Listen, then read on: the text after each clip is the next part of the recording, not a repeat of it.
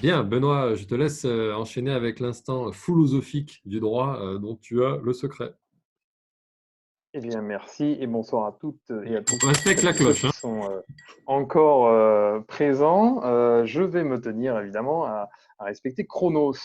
Donc, le titre de cette chronique, c'est Néomidas, le roi déchu. Ou le roi est-il déchu? Alors, on a investi lors des deux premières chroniques que j'ai eu le plaisir d'alimenter, la géométrie et l'espace. Et donc, je vous propose cette fois-ci d'investir le temps, qui est une autre composante essentielle, le temps évidemment à l'heure du Covid. Il faut faire le lien avec l'actualité. Et donc, en convoquant la mythologie plutôt que l'histoire, et puis Bachelard et Bergson et compagnie. Et donc, vous verrez que la mythologie, c'est tout aussi utile pour décoder les notions et les mythes.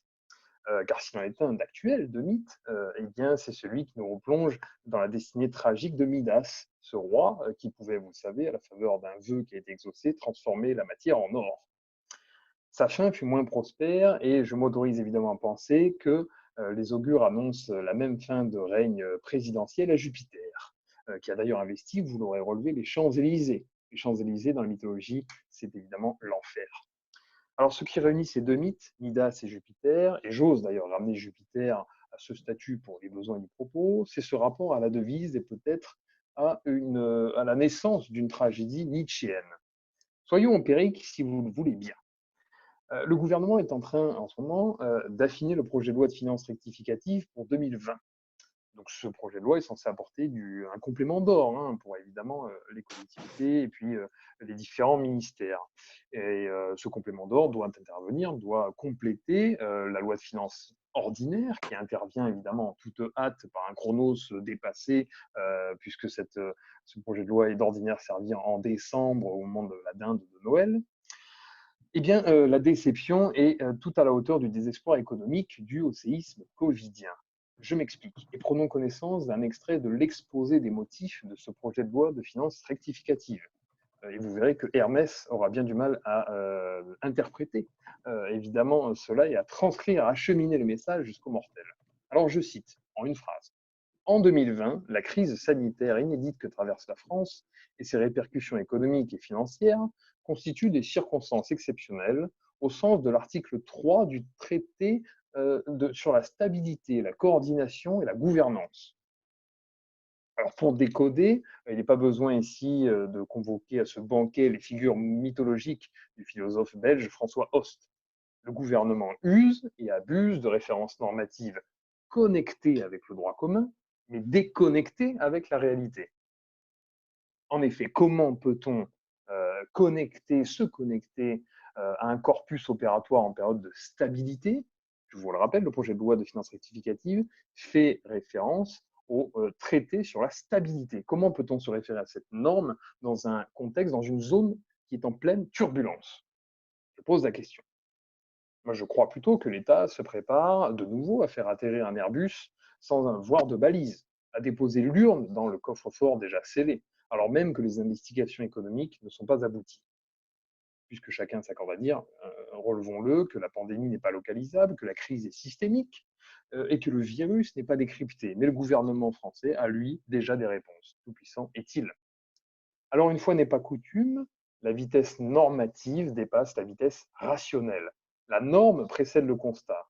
Et vous vous souvenez, si je transpose la loi morale de David Hume à la légistique, eh bien, ce n'est pas la bonne méthode. Il ne faut pas induire un devoir-être juridique du seul fait et du seul constat biologique. Surtout pas. Il faut, à mon avis, constater, proposer et éventuellement, parce qu'il n'est pas question d'en faire un réflexe sociétal, il faut légiférer. Constater, proposer, légiférer. Autrement, disaient les juristes consultes romains, plurima leges, pessima res publica. Après le temps, la vitesse. La vitesse qui est gouvernée en physique par le principe d'incertitude érigé par le physicien Heisenberg. Eh bien, cette loi physique s'applique à la vitesse normative actuelle, vu qu'elle crée précisément ce flot d'approximation.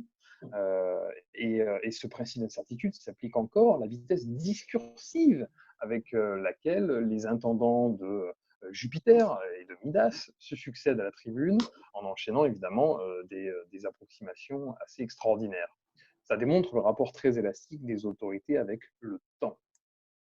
Et deux observations à ce niveau-là. Primo, on relèvera ensemble que le gouvernement a posé des échéances juridiques avant d'avoir établi un constat scientifique.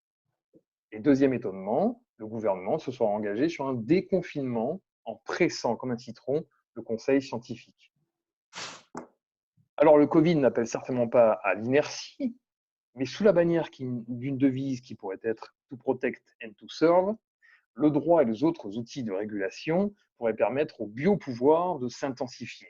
Attention que la causalité action-réaction n'aboutisse pas à un nouveau choc des civilisations. Car le Covid pourrait en effet appeler dangereusement, je crois, une nouvelle scène de procès international, une forme de justice transactionnelle qui a déjà œuvré dans l'histoire de la justice, notamment au moment de l'apartheid. En conclusion, je dirais que ce virus est un leitmotiv liberticide, on l'a déjà partagé, dont la légitimité pourrait évidemment être avalisée incidemment si les reflets lumineux de l'épée de Damoclès Midas ne sont pas interceptés. L'instant est grave et on se rappellera que Jean-Jacques Rousseau a trompé bien des lecteurs. Citons-le, ce soi-disant libéral. On le forcera à être libre. Le désigne le citoyen. Alors, après la guérison médicale de la société, est-ce qu'il ne pourrait pas survenir la discipline incorporelle de son âme? Néomidas, notre Jupiter, lui seul, pourrait bien continuer à boire et à manger en toute quiétude dans sa prison dorée, au cours d'un mois de mai qui, dans la mythologie romaine, se veut très fécond. Alors, quelle sera l'institution régulatrice? Conclusion. Merci, cher Midas, pour ces propos qui flirtent avec la prophétie, non? Chacun de décoder évidemment les messages qui sont derrière cela, mais je pose évidemment seulement une série de questions et d'étonnements.